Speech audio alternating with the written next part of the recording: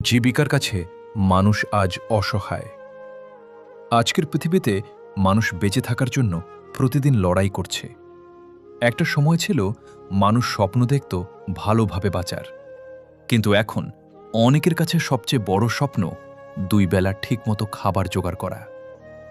জীবিকার কাছে মানুষ আজ সত্যিই অসহায়, কারণ প্রতিদিন বাড়ছে দ্রব্যমূল্য, বাড়ছে দায়িত্ব, কিন্তু সেই তুলনায় বাড়ছে না আয়।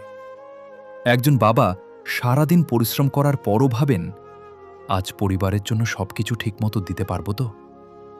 একজন শিক্ষিত তরুণ চাকরির জন্য ঘুরে ঘুরে ক্লান্ত, তবুও তার হাতে কাজ নেই।